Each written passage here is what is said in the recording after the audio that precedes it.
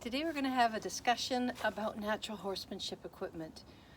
You might have heard that there's a specific kinds of equipment that natural horse people use with their horses, and if you've heard that, you're absolutely correct. They're very simple pieces of equipment, but each of them has a purpose. It is purposeful. None of them are fancy. And I think after we talk about each one of them individually, you will see that the purpose of it is all about communication with our horses. The first one I want to talk to you about is our halters. Now, a rope, there are many different kind of rope halters out there, and we want to be very careful when we purchase one that, first of all, it fits our horses correctly. And that's not just a cosmetic thing.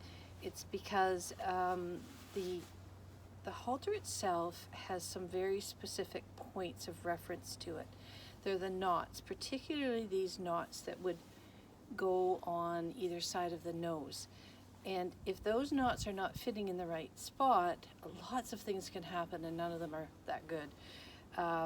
You don't want it to be too tight, but what I see a lot of is them being way too loose. So let's take a look at what it is. We'll talk a little bit about the knots later. So the rope halters should be made out of something called yacht rope. It's a sturdy rope without feeling wiry. You don't want something that kind of feels like wet spaghetti, but at the same time, you should have something that has a little bit of a I don't want to call stiffness, but just some body to it.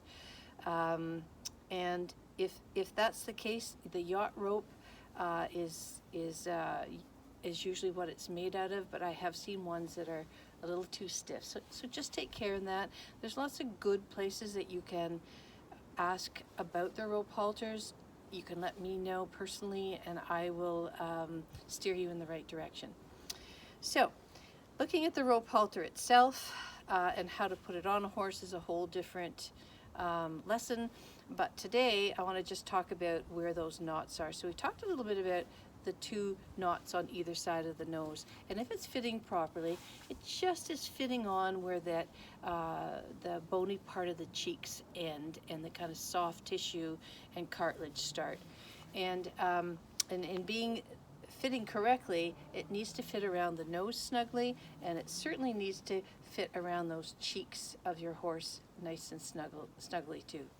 So the reason we use a rope halter, again, primarily is because of these two knots, and also what comes up here on the nose, or sorry, the pole and across the nose. So what we're looking for always with horses, natural or not, is for horses to move naturally away from pressure.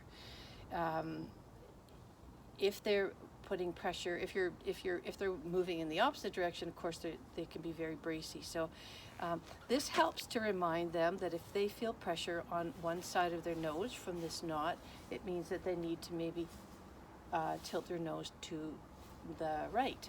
And if we ask through pressure in our line, and I'm going to talk about that in a minute too, this nose knot will become active, and it will ask the nose to go to the left. We can always look at it from a point of view of it working in parallel with your line, because the communication goes from the end of your line down to your halter and to your horse's, basically their face. You don't want to use that kind of pressure. That's kind of using tool pressure, what I call physical pressure.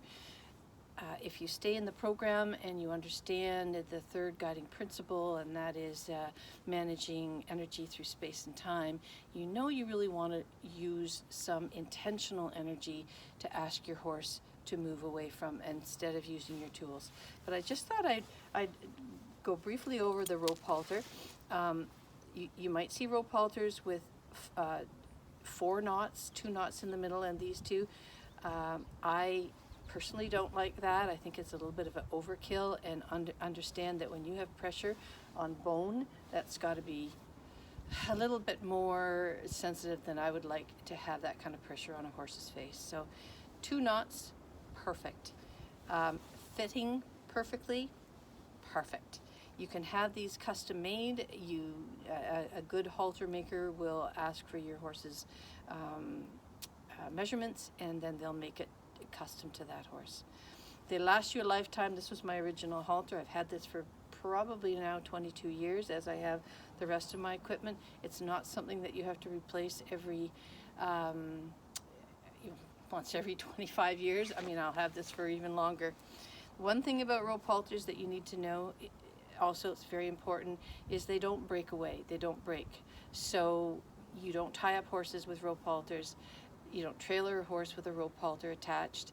And I don't even like to use my halter on my horse at liberty. Our round pen has the hooks on the outside, and if the horse ever put its head over and got hooked up on the halter, it would not be very good. So you can use your flat halters for other things. And you see the flat halter too, it's kind of like a pillow to your horse. They kind of feel like they need to lean on it. And if you tested this out and got a flat halter somehow, one of your flat halters, and put pressure down on your arm on the flat halter, and then take your rope halter and do the same kind of pressure, you'll find that this has a lot more communication value to your horse, so that he doesn't want to lean on it. Doesn't feel like a pillow. It feels like something he needs to move away from.